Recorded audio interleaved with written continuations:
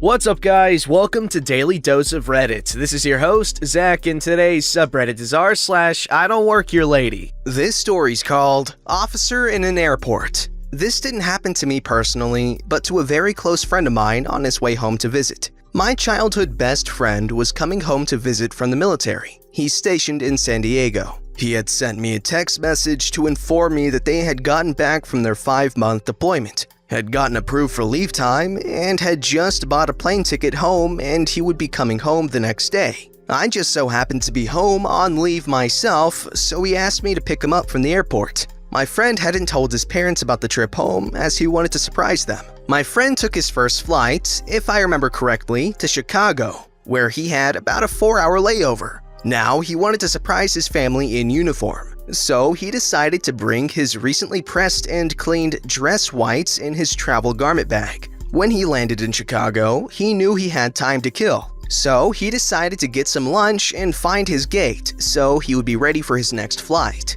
He got himself comfortable at a seat by the gate and struck up conversation with the Marine who had just graduated boot camp from Parris Island and was on his way home to visit his family. Now, my friend has been in the Navy for about 5.5 years and is a lieutenant, or O3. He asked what flight the Marine would be going on and found out that they were both catching a flight to Minnesota.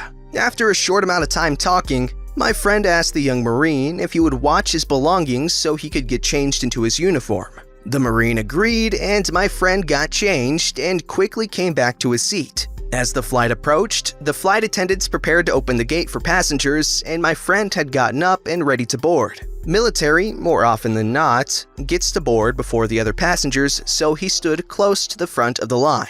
He noticed a well-dressed man and who seemed to be his wife arguing with the flight attendants at the counter about the first-class seats that were available. There were 3 available, and the couple wanted to catch an earlier flight. The attendant said that they had to wait until all the passengers scheduled on the flight were boarded, then they could give them the seats. The man became very angry and began to raise his voice to the attendants. After some back and forth arguing, the wife noticed my friend and immediately storms up to him. She says, "Are you really gonna let your flight attendants treat us like this? Do people know who we are?" My friend was confused about why she was asking him, considering he was wearing an all-white uniform and the pilots had a white top with black pants. My friend said, "Ma'am, I can't help you. I'm not who you think I am."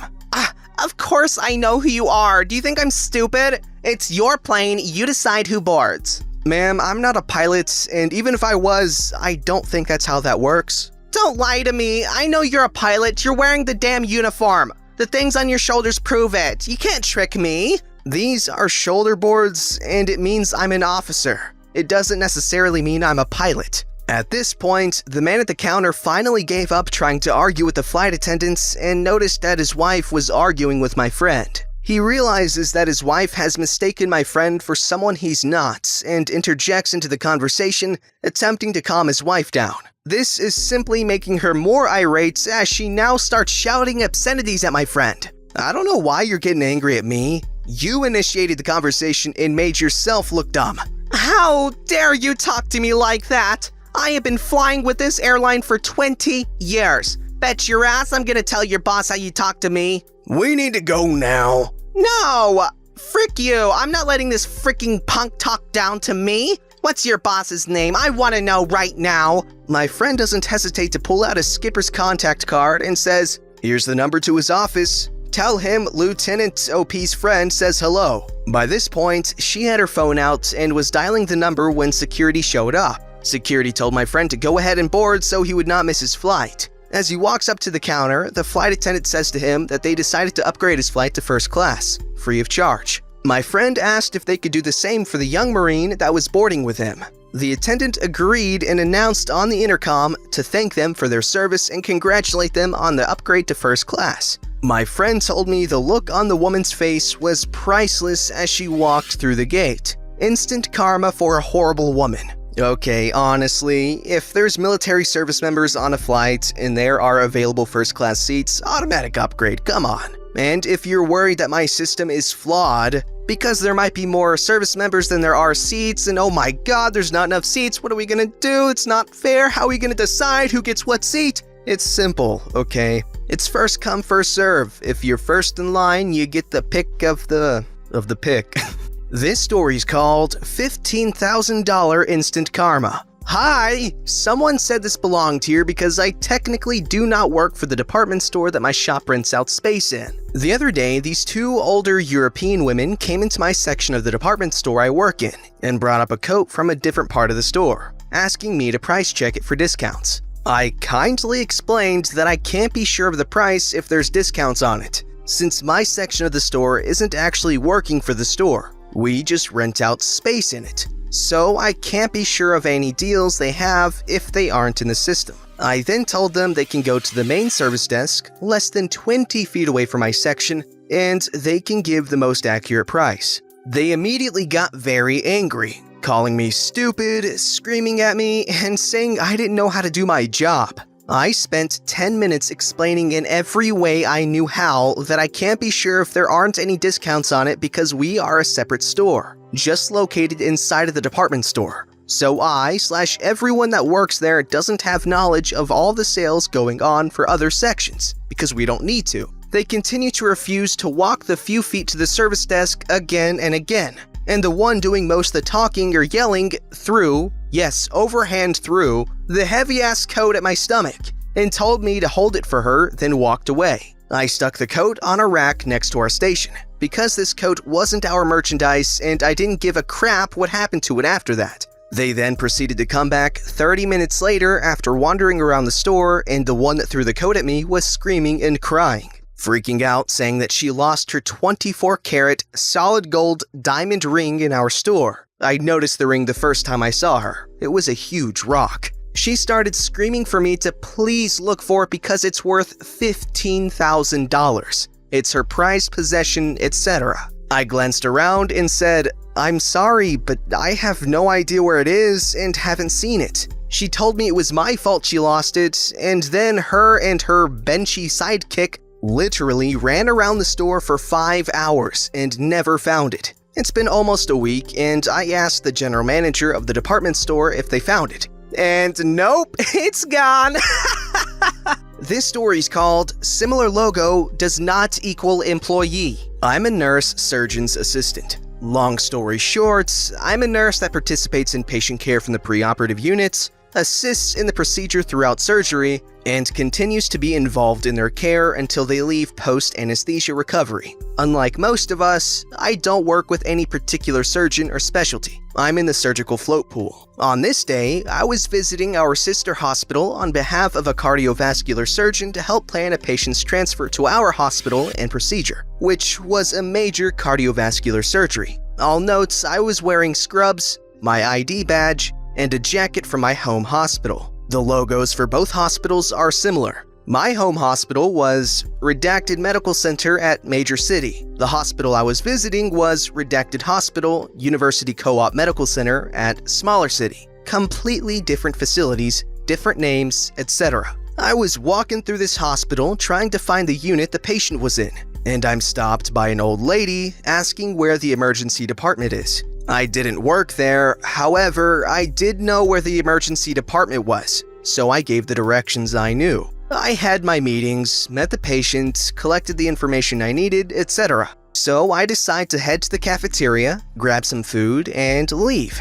On my way leaving, I'm approached by the same old lady, now in a patient gown, asking where the neonatal intensive care unit is. I don't know, I'm not even sure if the hospital had a neonatal intensive care unit. I direct the person to the information desk on that floor with the intent of getting the hell out of the building and eating my carryouts in the car. She decides to follow me, and about halfway to the parking garage, she starts screaming about how unhelpful I am. I try explaining to her that I don't even work there, but she starts yelling about me being a liar because my ID says I do. I show her that my ID literally says that I work at the Redacted Hospital at Major City, not the facility we were at. I was about to walk away, but she takes my food from me and throws it. Now I'm mad. I put my serious face on and tell her, essentially, to step off and leave. On the way out, I'm stopped by security, to which I gave a statement, got laughed at,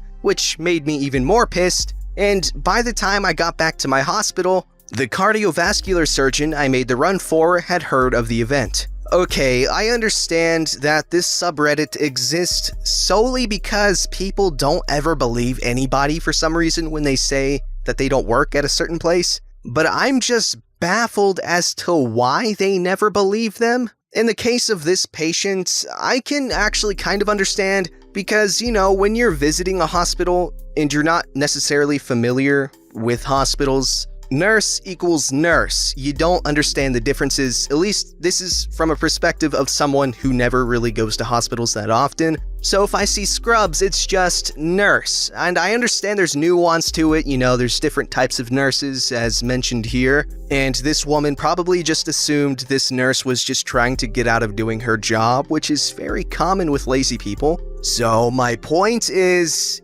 it's helpful to assume a perspective of ignorance, you know what I mean? Obviously, I'm not saying to be ignorant, I'm just saying stupid people are stupid. They don't know any better. But again, in this Redditor's defense, there's not much else she could have done to explain that she didn't work there. So I guess it comes down to the patient to not be a stupid jerk. Alright, this story's called Stir Fry Sauce. Hello everyone, long-time lurker here. I was amazed when I came across this subreddit. Finally, I have a story to share that fits perfectly. Please forgive spelling and grammar. I have some neurological issues and can get a bit wonky. It's okay. This happened a good decade ago now, when I was about 20. But you know how some memories stand out so vividly? This is definitely one of those times. I was a newly graduated veterinary nurse working in a busy little small animal clinic based in a well-known horse racing town. On that particular day, we'd had a high volume of surgeries and I just spent a good 6 hours solid doing anesthetics. Hunched up and concentrating hard and was so very ready to stretch my legs and eat an overdue lunch. We finally wrap up the last surgery. All went well, no animals were harmed in the making of this story. I am very ready to devour calories. Now, usually, whenever I left the clinic, I would change my nurse's tunic for something more casual. But as we'd been busy and I was 2 hours past my usual lunchtime, I didn't bother to change. And in fact, hadn't even de-accessorized. So I had a full bottle green tunic and trousers, fob watch, name badge with job title, and to top it all off, a stethoscope round my neck. Full-on knackered nurse chic. I was in a rush to get my coveted sandwich, damn it. Point is, everything about my look screamed medical worker. I decided to pop into the local Marks & Spencer's and get a nice sandwich. Anyone from outside the UK, Marks & Spencer's is a department store that is fairly fancy, not super duper posh, but not exactly an everyday shop either. This branch was a clothes store up front with a food section at back. Getting lunch from here was a special treat. So I get to Marks & Spencer's, have picked myself a drool-worthy sandwich, ham hock and chutney, yum, and have decided, hell with it, I'ma get me a dessert too. In for a penny, in for a pound. I trotted to the fresh cake section and am salivating over cheesecakes and macaroons when along comes Karen. I know that's a cliche at this point, but seriously, this woman was the most Karen to ever Karen. From the, I need to speak to your manager haircut, to the Audi car keys on the Cath Kidston keyring clutched in her bejeweled claws. Karen stops right next to me, stares at me with eyebrows raised, then sort of huff-sighs through flared nostrils in my direction. I assume she wants something I'm standing in front of, so I just shuffle along a bit and keep contemplating cakes. Cake. Don't you dare walk away from me! Pardon? Where are the stir-fry sauces? She clicks her fingers up near my face as she says this. Stir-fry sauces? At this point, I didn't twig she thought I worked there, as I'm wearing a name badge with Vet Clinic on it, and knew I was representing my workplace, so I try to be polite, rather than just scoff in her rude face. Mistake. Oh, I have no idea. Maybe on the end of the veg aisle? Like with the packaged salads and stuff? Alarming screeching begins. What do you mean you have no idea? This is ridiculous! You should know where all products are. How could you be so rude and stupid? The irony. Me, confused still, hungry, just want to eat my damn lunch. I don't know where your sauces are. I don't come in here much. Excuse me, and I start walking away. Karen puts her arm out, blocking my escape. I can't believe this, you rude child. They will hire anyone these days. This shop is supposed to have standards. I don't care if this isn't your apartment. You should know this shop layout is basic knowledge. Did you even listen during training? Who's your manager? All said in one enormous breath. Kinda impressive. Me, bewildered, still hungry, really struggling to connect that she actually thinks I work there. I don't work here. Gesturing with sandwich at uniform. Karen with an even higher level of screeching. Dogs back at the clinic lightly start howling in response. Face alarmingly red. Don't get cocky with me! Tell me where the stir-fry sauces are right now! You are going to be in so much trouble, young lady! You might even be fired for your cheek! So done at this point. Stomach growling. Sandwich calling. I don't work here. I'm a veterinary nurse. I'm buying my lunch here. Please move. Karen's gears start turning, eyes roaming nursey evidence.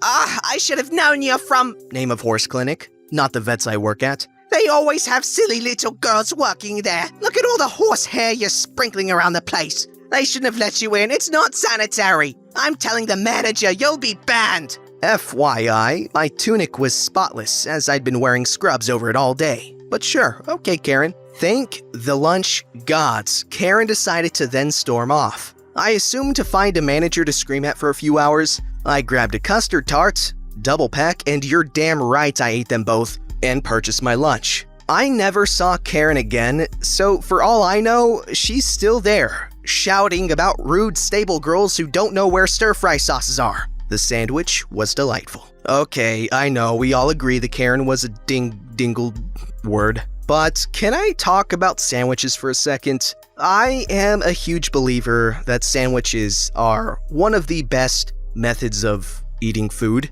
I will take a good sandwich over any meal, ever. Okay, I'll take that back. Okay, so it's either sandwich, pie, or the halal guys. I'm really good at making good sandwiches and really good sauces for those sandwiches, so yeah, I'm big on those. Also, let me say this, if you're near Manhattan, or you can go there, or if you're in Houston, I don't know where else they are, but please check out the halal guys, they are so good. Get a platter with rice, the gyro meats, I call it gyro, shoot me, and chicken with naan, no tomatoes, the tomatoes are so bad for some reason, and get some white sauce, the white sauce is so good. The red sauce is really spicy, so go easy on it if you can't handle it. I take 2 packs, that's because I'm badass. Don't forget to like, subscribe, and hit that bell to never miss an episode.